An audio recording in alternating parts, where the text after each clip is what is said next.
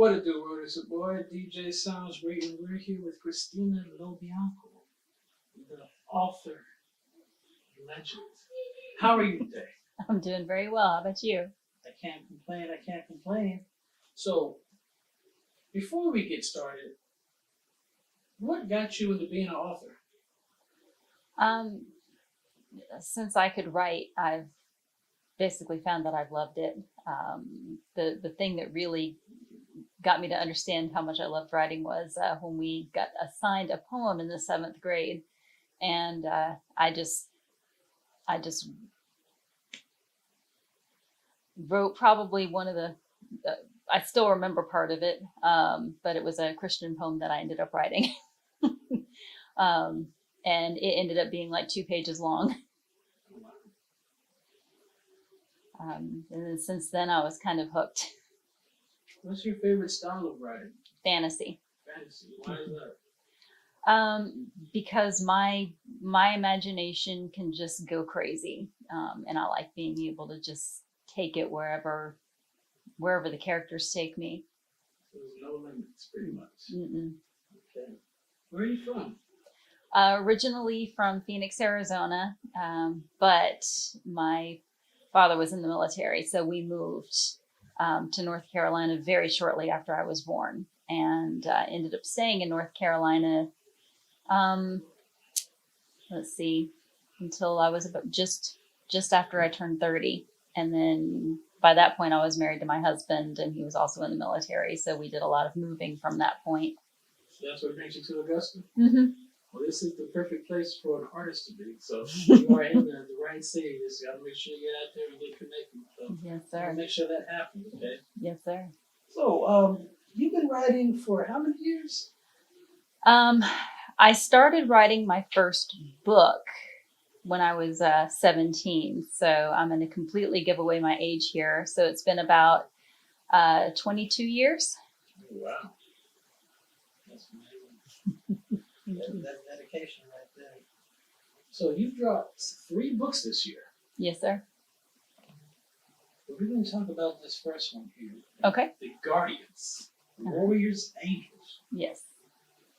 Where did that inspiration come from?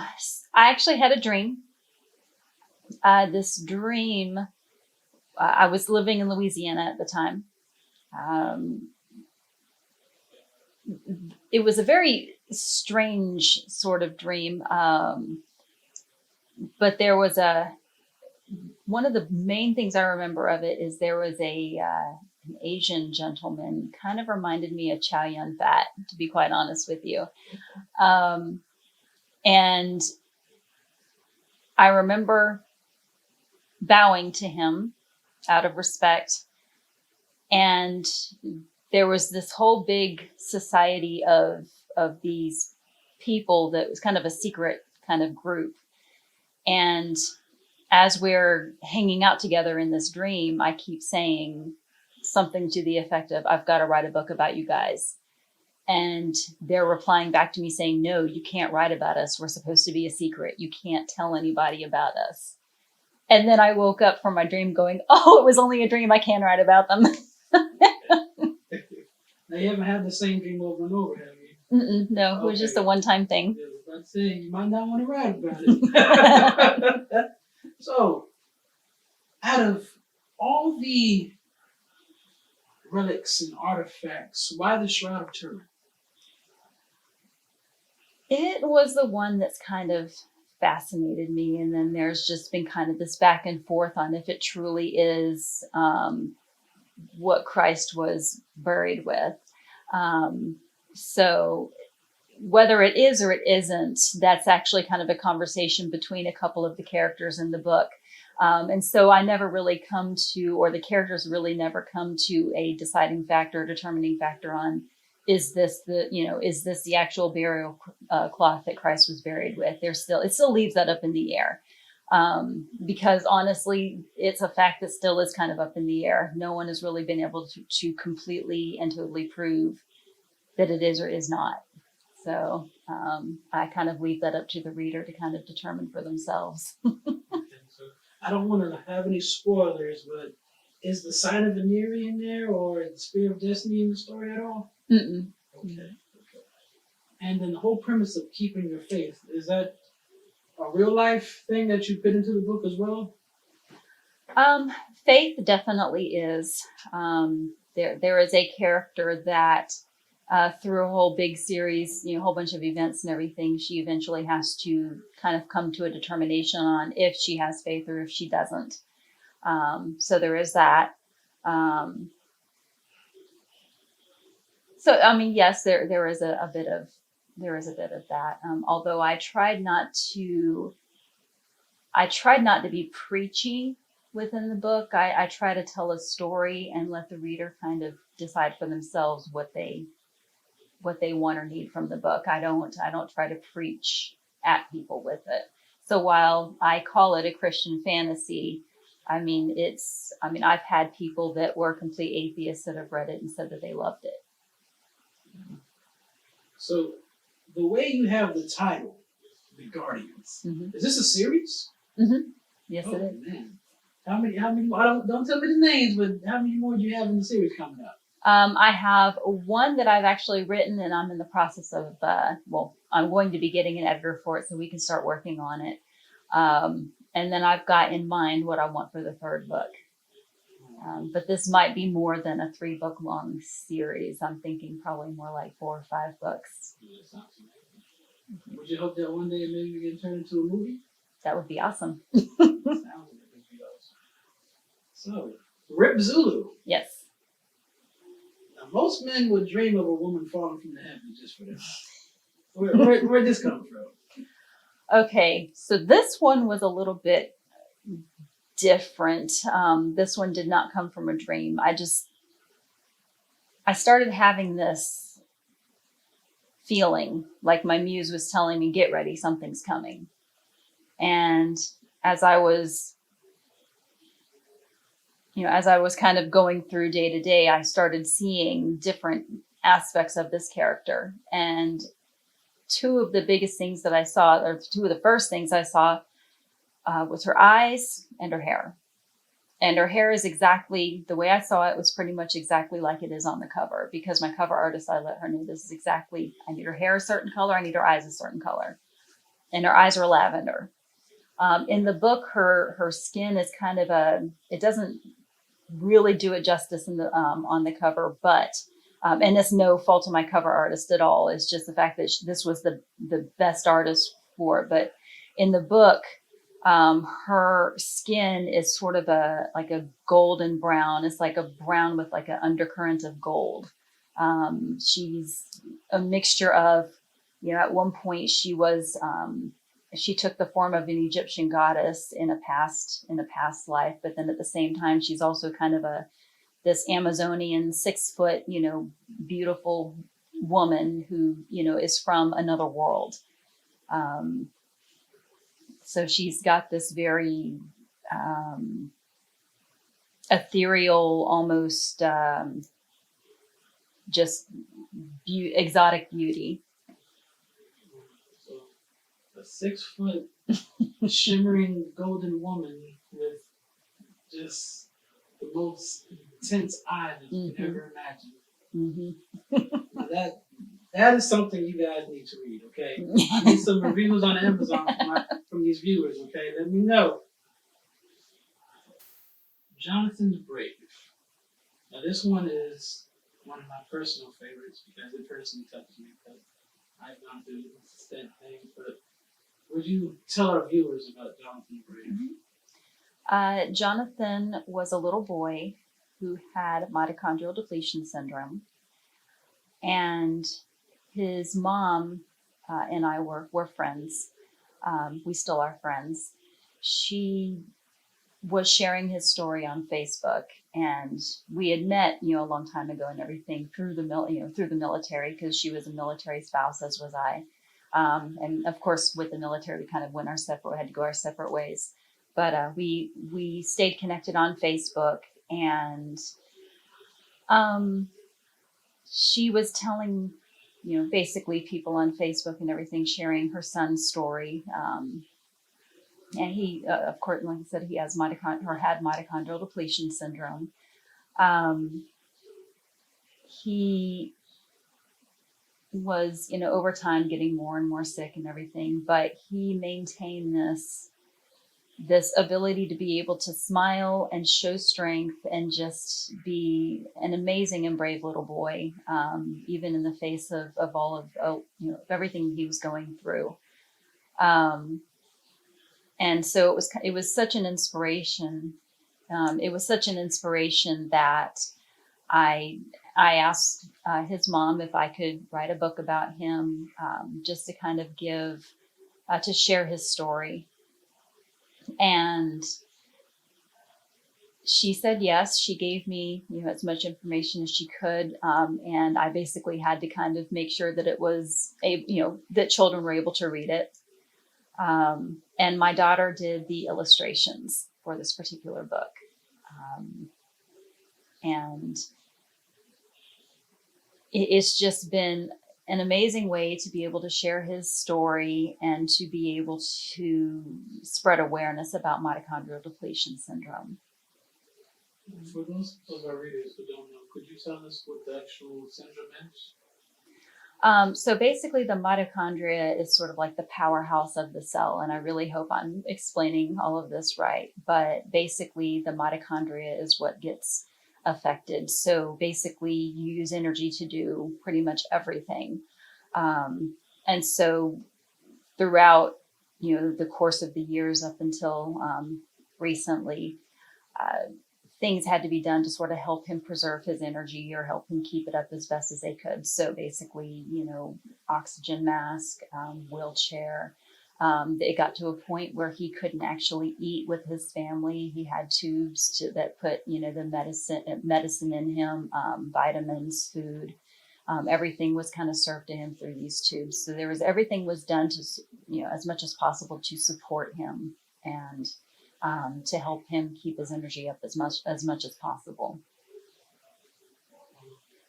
So we're going to do everything we can to bring more awareness to this rare condition, because there's not enough studies being done on certain conditions, and it takes more awareness and it takes more funding.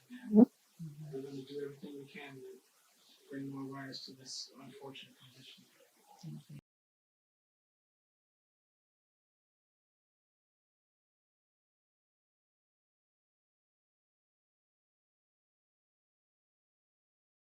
As far as everything takes me, as I said with the Guardians, I've got at least 4 or 5 books that I kind of plan on writing and working on. With Rip Zulu, I'm currently working on a companion novel to that one. I also have kind of part 2 to Rip Zulu sort of mapped out. I've got kind of an idea of where I want to go with it.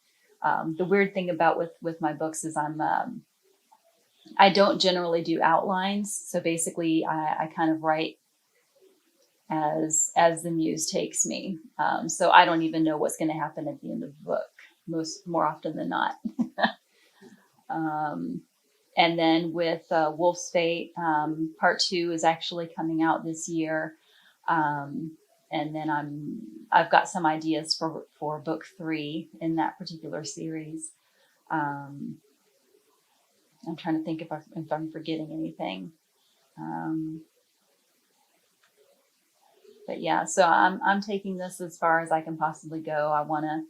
I would like to start branching out at some point and going, outside of, going in more places in Augusta and then branching out from Augusta and just see how, just start really kind of getting exposure, especially to Rip Zulu and the Guardians. And well, I can definitely say with your particular genre, you should definitely start going to some cons.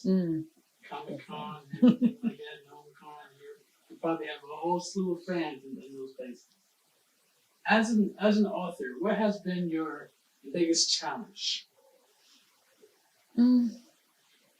Well, at one point, it was, as strange as it sounds, I am very much kind of an introvert. So the thought of getting out there and talking to people and doing the book signings and being able to sell my book out there had me a little anxious. But as I have been doing it, I have found that I absolutely love it. Um, every aspect of writing has been amazing. Um, so your question was the biggest challenge, right? Um,